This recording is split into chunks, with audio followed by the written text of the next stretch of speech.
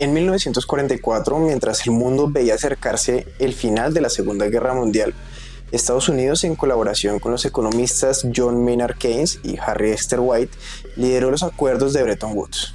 Estos acuerdos marcaron el inicio de un nuevo sistema financiero global, otorgando al dólar estadounidense la posición de moneda hegemónica y consolidando a Estados Unidos como la mayor potencia económica del planeta.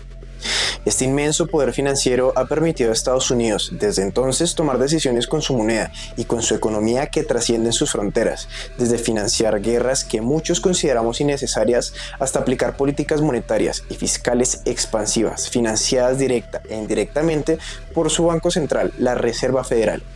La Fed, a través de la emisión masiva de dinero y la compra de bonos del Tesoro, se ha visto en situaciones que ponen en entredicho su supuesta independencia y la exponen al riesgo moral, al actuar como prestamista de última instancia para el propio gobierno. ¿Es la Fed realmente autónoma o está a merced de la política gubernamental y presidencial de turno? ¿Qué impacto tienen estas políticas en los mercados globales y en última instancia en tu bolsillo? Si quieres entender cómo estas decisiones afectan no solo a Estados Unidos sino al resto del mundo, quédate hasta el final porque desglosaré punto por punto las implicaciones de este sistema y su repercusión en nuestras vidas. Con una Europa devastada por la Segunda Guerra Mundial y enfrentando una crisis humanitaria y económica sin precedentes, Estados Unidos vio una oportunidad única para consolidar su liderazgo global. En 1944, cuando la guerra aún estaba en curso, pero su desenlace ya parecía claro, se celebró en Bretton Woods, New Hampshire, una conferencia internacional con representantes de 44 países aliados. En esa reunión histórica se sentaron las bases de un nuevo sistema financiero internacional que no solo buscaba reconstruir la economía global, sino también prevenir otra catástrofe económica como la Gran Depresión de 1929. ¿Por qué? Porque esta crisis había enseñado una lección crucial. Después de una guerra, la falta de un plan de reconstrucción podía arrastrar al mundo entero hacia el caos económico. ¿Qué se acordó en Bretton Woods? Básicamente se reorganizó la economía global en torno al dólar estadounidense. Este se convirtió en la moneda central del sistema financiero, la única respaldada por oro, con un valor fijo de $35 por onza. Además, las monedas de otros países se fijarían al dólar, lo que en la práctica le daba a Estados Unidos un poder sin precedentes sobre el comercio internacional. Pero eso no fue todo. También se crearon dos instituciones clave: el Fondo Monetario Internacional, encargado de garantizar la estabilidad monetaria, y el Banco Internacional de Reconstrucción y Fomento, que hoy conocemos como el Banco Mundial, cuya misión era financiar proyectos de desarrollo y reconstrucción. Para fomentar el comercio global, Bretton Woods impulsó la reducción de aranceles y barreras comerciales, lo que puso fin al proteccionismo extremo que había exacerbado la Gran Depresión. Y aquí es donde entra el verdadero interés de Estados Unidos. Europa era uno de los mercados más grandes del mundo y su devastación representaba un problema no solo para los europeos, sino para la economía global y en particular para los intereses estadounidenses. Si las economías europeas no se recuperaban, no habría demanda para productos estadounidenses ni estabilidad en el comercio internacional. Por eso, entre 1948 y 1952, Estados Unidos complementó los acuerdos de Bretton Woods con el Plan Marshall, un programa de ayuda económica destinado a la reconstrucción de Europa Occidental.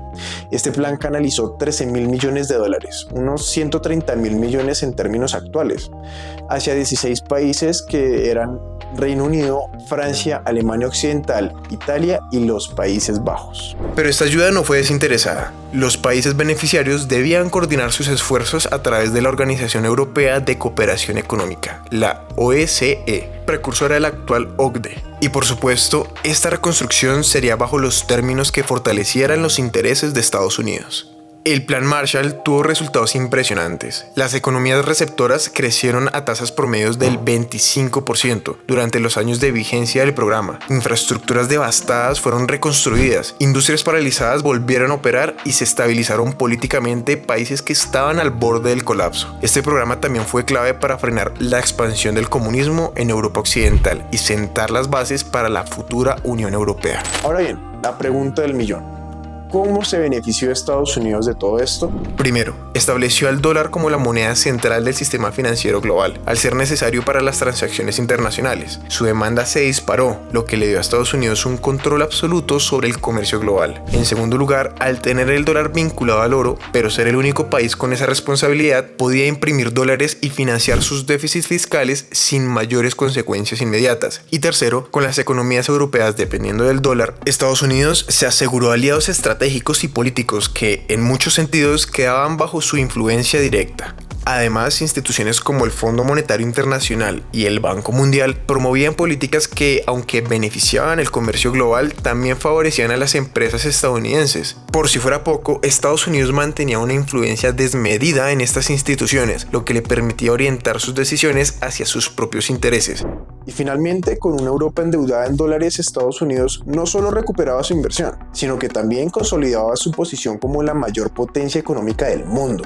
Este poderío económico y político que Estados Unidos consolidó con Bretton Woods y el Plan Marshall no terminó ahí. Se trasladó al sistema fiduciario actual, que nació del colapso del sistema de Bretton Woods. Fue entonces en un contexto de urgencia por financiar la para muchos innecesaria guerra de Vietnam cuando Estados Unidos decidió desligar el dólar del patrón oro. Ya no habría una equivalencia fija entre el dólar y las reservas de oro. Ahora la moneda estaría respaldada únicamente por la confianza en el gobierno y la economía estadounidense, como cualquier otra divisa fiduciaria. Este evento, conocido como el Nixon Shock, abrió la puerta a que Estados Unidos pudiera emitir dinero sin límites, sin tener que rendir cuentas sobre el oro que respaldaba su moneda. Fue una decisión trascendental, pero no estuvo exenta de consecuencias.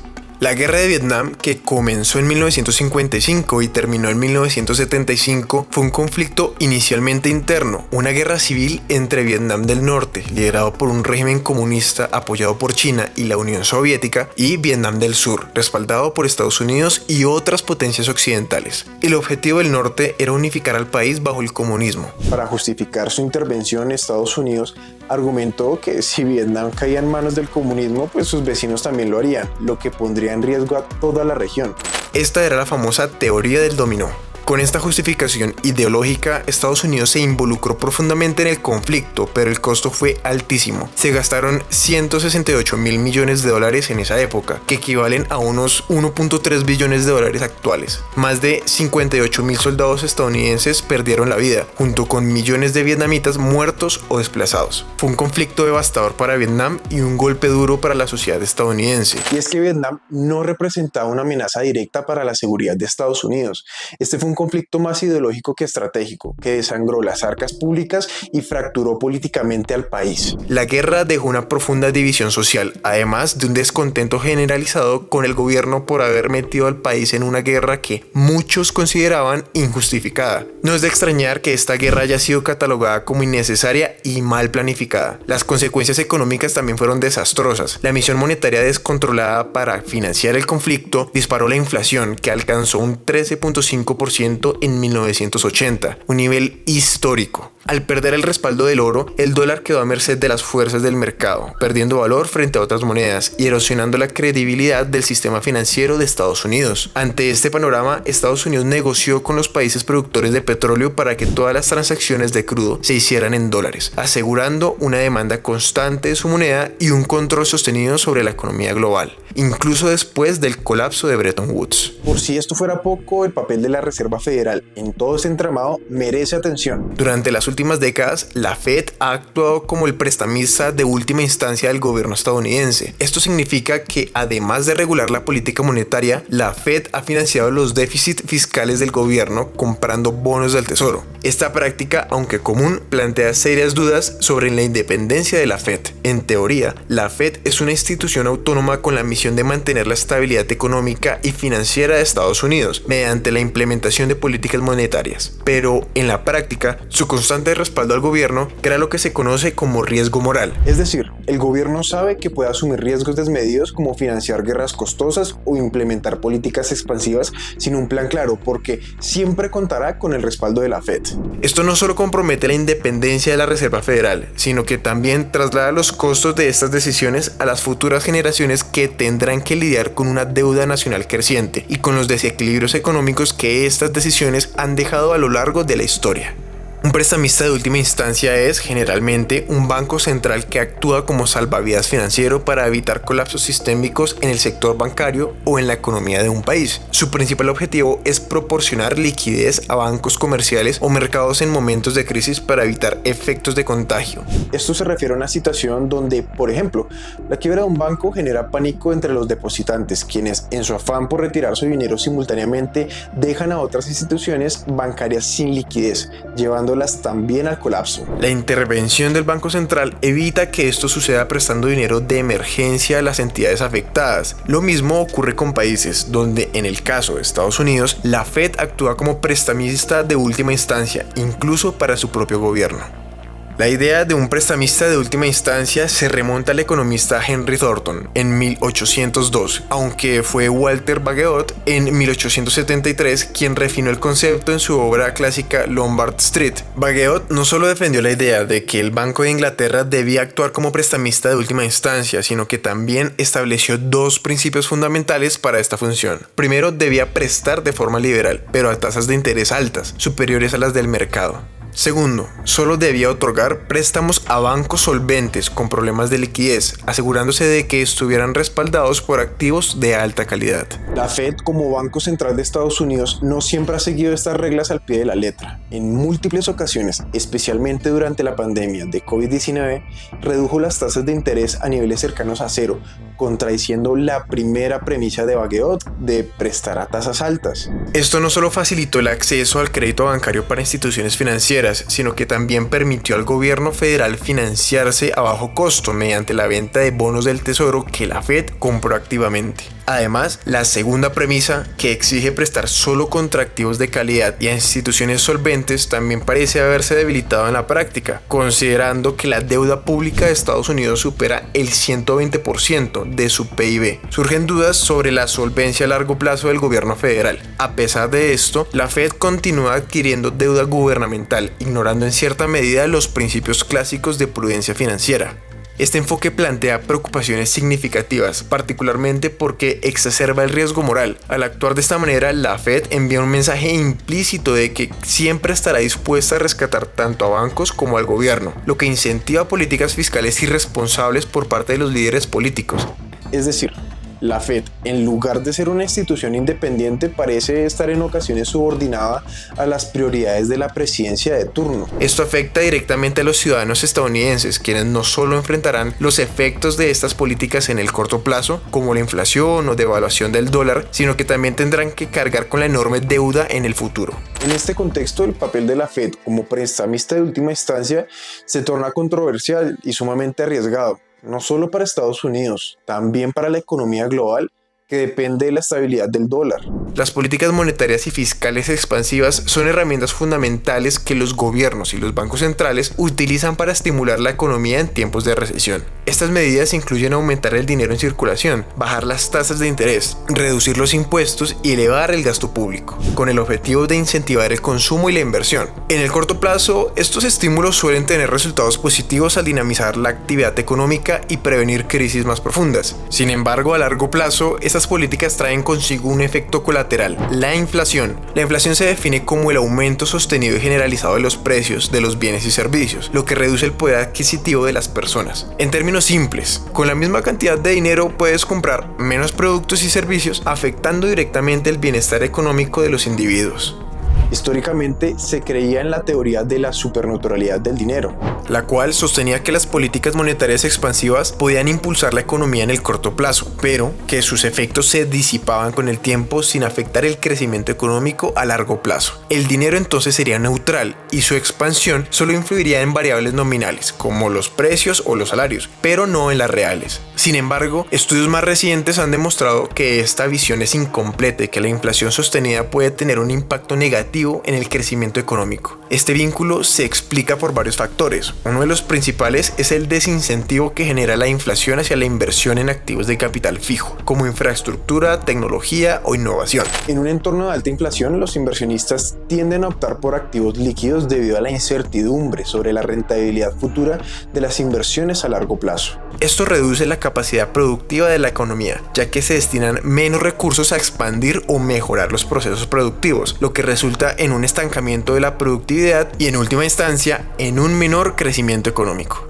Además, la inflación complica el funcionamiento eficiente de los mercados financieros. Valorar activos en un contexto inflacionario se vuelve más difícil, ya que la incertidumbre sobre el valor futuro del dinero introduce distorsiones en las expectativas de precios. También aumenta los costos de transacción entre las instituciones financieras, dificultando el flujo de capital en la economía.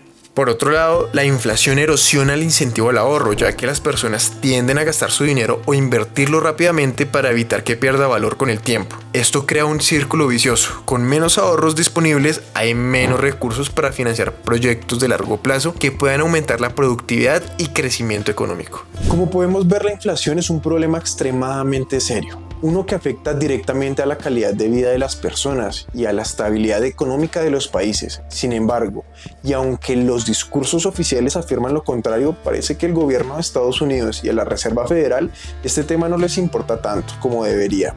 Existe una frase que lo ilustra a la perfección: no creo en lo que dices porque veo lo que haces. Y lo que hacen es seguir financiando conflictos costosos e innecesarios como las guerras que han marcado su historia reciente. Un ejemplo claro es el respaldo económico y militar a Ucrania en su guerra contra Rusia. Un conflicto que, aunque está lleno de implicaciones geopolíticas, también perpetúa patrones de gasto desmedido que agravan los problemas inflacionarios. Parece que la prioridad no es contener los efectos corrosivos de la inflación, sino mantener una política exterior intervencionista que ignora las consecuencias económicas que recaen en los ciudadanos comunes. Si la inflación realmente fuera una prioridad, las acciones deberían reflejarlo, pero lo que vemos son decisiones que contradicen los discursos, decisiones que hipotecan el futuro por intereses que al final parecen estar más relacionados con el poder que con el bienestar económico de la sociedad, y que dejan en baja credibilidad a la Reserva Federal y al gobierno estadounidense.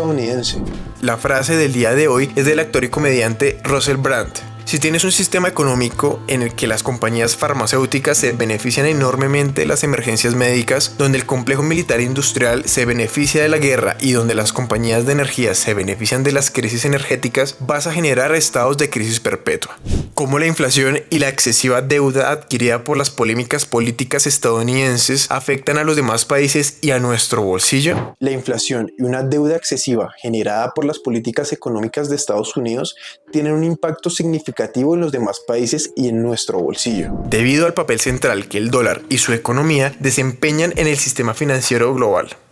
Desde Bretton Woods hasta el actual sistema fiduciario, el dólar se ha consolidado como la moneda de referencia para las transacciones internacionales, lo que significa que cualquier cambio en la política monetaria o fiscal estadounidense tiene repercusiones globales. En primer lugar, la emisión descontrolada de dólares para financiar guerras, estímulos económicos o déficits fiscales provoca inflación en su propia economía, pero también exporta esa inflación al resto del mundo. Esto ocurre porque muchos países necesitan dólares para realizar comercio internacional, especialmente para importar bienes esenciales como petróleo, cuyos precios están denominados en esta moneda. Cuando el dólar pierde valor por exceso de emisión, los precios internacionales tienden a subir, encareciendo bienes y servicios para todos los países que dependen de él, incluyendo el nuestro. Por otro lado, la deuda estadounidense, que ya supera el 120% de su PIB, refleja un modelo insostenible que se basa en la constante emisión de bonos del tesoro comprados por inversionistas y gobiernos extranjeros. Si la confianza en la solvencia de Estados Unidos se erosiona, podrían surgir crisis financieras globales similares a las del 2008, afectando a los países que tienen reservas en dólares o inversiones en bonos estadounidenses.